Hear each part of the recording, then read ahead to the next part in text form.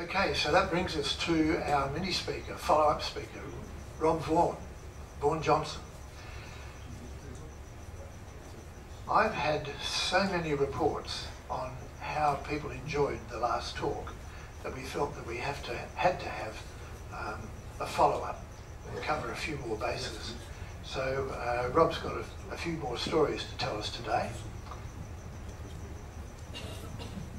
So a bit more on Uganda.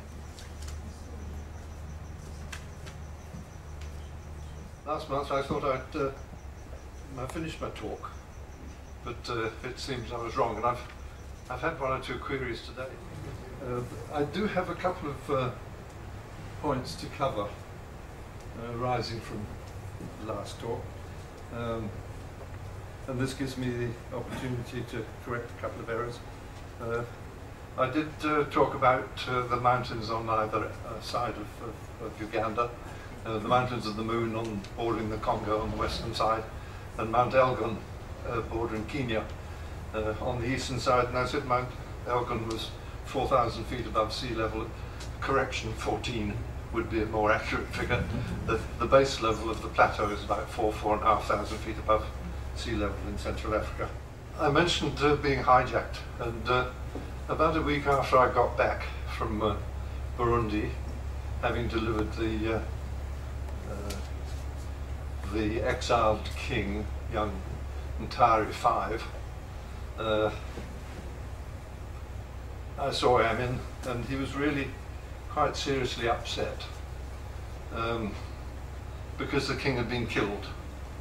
And despite his acquiring promises of safe passage, and he was really concerned that his trust had been betrayed, and that he'd generally, in effect, been abused by Colonel Muchimbiro of Burundi, and he obviously felt that he had sent the young man to his death, which was rather sad. Now, I do need to clear up the fact that I'm not trying to paint Amin as an angel. He was obviously nothing of the sort, and all I can talk about is the 2 years in which I knew him. I'm not going to try to defend in any way what happened later in Uganda. I'm just talking of the period that I was there and knew him. I've no doubt that he turned into the tyrant that we all heard about in due course. Now, enough of that stuff. Waragi. Waragi was an alcoholic beverage distilled by all and sundry throughout the country, made from bananas. Bananas were grown very widely throughout Uganda, and because of course there was no control over the product, people were going blind, their internal organs were getting burnt out, fighting, killing each other, and the government decided that it was about time to. This is the sort of terrain southwest part of Uganda, lots of banana plantations, and the government decided they'd better send a board of inquiry to find a solution to this waragi problem and try and reduce the death toll somewhat. It took the board of inquiry about 12 months, and I've no doubt many samples to come to a conclusion, which was that if you can't beat them, join them. And so an act of Parliament was passed called the Nguli Act of 1962, and this required that everyone be licensed if they wanted to produce the product, and it would have to be marketed through government agents around the country. It created in effect a co-op system, I suppose, and the agencies sent it all down to the distillery, the government distillery in Kampala, and there it was properly treated and put into bottles, half bottles, quarter bottles, and sachets. I don't know if you remember, you used to be able to get shampoo in little sachets, and so waragi was marketed in threepenny sachets. Threepence would be probably about 5 cents or something like that now. So it was available to everybody. Now I touched on the burial of King Freddie, the king of the Uganda, who'd been exiled. A quick little recap now. He'd been exiled by Obote, the previous regime, and he died in London's Dockland, and he'd been entombed there. Now, one of the things that Amin felt very strongly about was that a man should be able to die in his own country. He thought it was a dreadful fate, which in fact he himself suffered, to die in exile. He thought that was the worst possible thing, and so he arranged to bring the body of Freddie back for King Freddie for a proper ceremonial funeral. So he duly did this, and it arrived accompanied by his schoolboy son and 2 embalmers from London. And it fell to our lot to fly the coffin around the country for ceremonial pre-burial ceremonies of one sort and another. Bit of embarrassment, it wouldn't fit in the helicopter. So we got had to rapidly take out a bench seat and get a cargo roller, and to get the coffin in that manner. The various parts of the countries welcomed the body in different ways, and this was a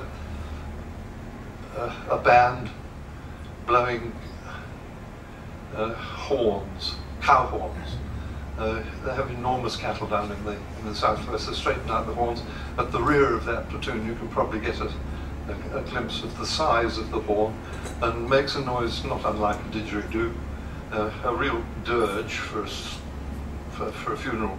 And at the same time, as a sort of traditional dance, as the dirge is blown, so they march with bobbing, a bobbing semi-march, semi-dance process. The embalmers were very concerned because the coffin was, of course, being opened at frequent intervals for viewing by the public, and they were really kept pretty hard at it to ensure that it was not too ripe. And eventually, of course, various night stops had to find cold storage, so the local hotels were called upon to stick it in their cold storage facility overnight in order to keep things operable for the next day. Anyway, we eventually got back to Kampala, and all was well, and the official ceremonies went ahead in due course. Now, the Uganda Police Air Wing had a variety of other responsibilities. I mentioned the problem with cattle raiders last time, but we were also called upon by the game department to do patrols for anti-poachers, going for elephant tusks, rhino horns, and for bushmeat, as it's called these days, generally animal poaching. We were called on by the fisheries department, which I'll talk about a little bit, for fishery poachers, and we were called upon by the customs and excise for patrolling for smugglers. So apart from the ordinary charter work that we did for all the government departments, we had these other little jobs to do as well. So this is just a general overlook at the country, and specifically just to get the names of the various lakes. And you'll notice that they're all very traditional. Lake Victoria, Lake Albert, Lake Edward, Lake George, and I don't know what I may have missed out, but they're highly traditional names, and they seem to have remained that way. When the fisheries department wanted a particular search for people poaching fish. All the fishing was licensed, basically, and unlicensed boats were very decidedly unwelcome, and the people operating them likewise. So we would join up with the fisheries fellows and fly over and pick out boats, such as in this instance, where in the foreground you can see that they'd been broken into splinters, and the bits and pieces would be duly scooped up and taken away and burnt. Not every boat was in the convenient position of being dealt with on the spot, so why bother with a boat trailer if you can haul it off? It's going to get broken up anyway. Might as well drag it away and have it done. And of course it was very difficult for the department personnel on the ground to see where these poachers were in the deep papyrus rushes surrounding some of the lakes, but very easy from the air to spot them, fly in with a couple of rangers, put them down, let them break up the boats, destroy the camp, if possible capture the poachers. Sometimes they'd disappear into the reeds. Difficult for the game department, the fisheries department fellows to see them, but of course with a helicopter you could just hover over there, and their chance of escape was virtually zero. Similar sort of situation with smuggling. The most common products for smuggling were smoked fish, dried smoked fish, and cannabis, not necessarily in the same bag. And here was a situation not quite so easy to spot from the air. In this particular instance, not surprisingly, I mean, with a helicopter operating over where you've left your smuggled goods, anybody within 50 miles is going to know what you're up to. And so the trap that they set, waiting for these guys to come and collect their stuff, totally failed, and it had to be taken away and burnt in one form or another, perhaps. Very strange phenomenon on Lake Victoria, lake fly. The first time I saw this, I was in the hotel in Entebbe, and I thought there was a boat on fire. This big plume of black smoke was coming up from the water, and I went off to find somebody to see what could be done about it, and discovered this was a hatchery of flies. They're totally harmless. This is on an island in the lake, which is an authorized fishing spot, and you can see against the trees the thickness of the hatchery of flies that's just being blown past while they wait for it to clear, to get on. They do nothing. They don't bite. They don't taste very nice. They hatch, and I presume all they do really is to serve as food for fish. Most peculiar. On one or two occasions, flying Amin about the country, we'd be going from A to B, and he would say, "Can we divert over here? Have you got enough petrol?" And I'd always say yes, although we're burning turbine fuel. And he'd say, "Well, there's a village I want to go to. It's about 20 miles over this way. I'll show you where it is."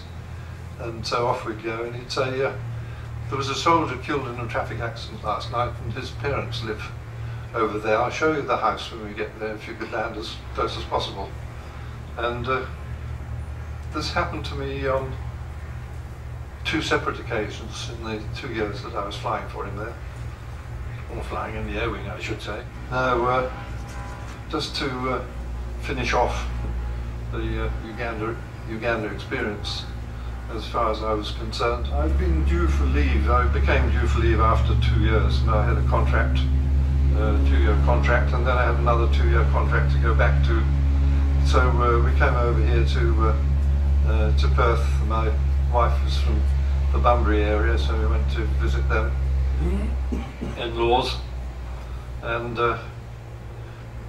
we'd hardly been here a couple of weeks before I got a telegram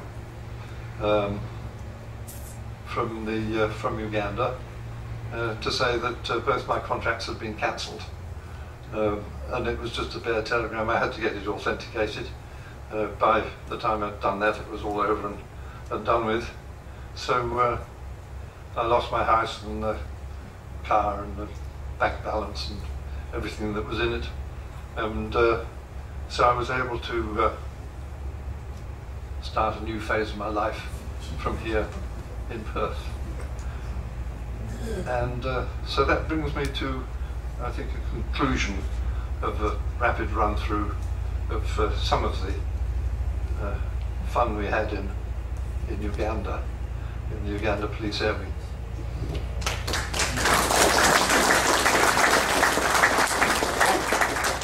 Before I forget, you may possibly remember that Amin chucked out all the Pakistan and Indian population from Uganda. They were a big population, and we were flying some months before I left, and he said to me, you know, in East Africa all the Indians and Pakistanis are humped together under the terminology Asians. He said, you know, the Asians have done so much for this country, which in fact they did. They were very much involved in the building of the railway from Kenya right through into Uganda. And there's not a single Ugandan shopkeeper in the whole of the country. The Asians in fact had control of customs and immigration, they had control of the finance, they had control of import-export through the customs department. And he said, this is not right. Somehow I have to do something to redress this situation. And I want to start a 5-year plan. And all the Asians can decide whether they want to be Indian or Pakistani and go home to India and Pakistan, or if they want to be Ugandans and stay in Uganda, become Ugandans, and their men can marry Ugandan women. That went down like a lead balloon. And the women can marry Ugandan men.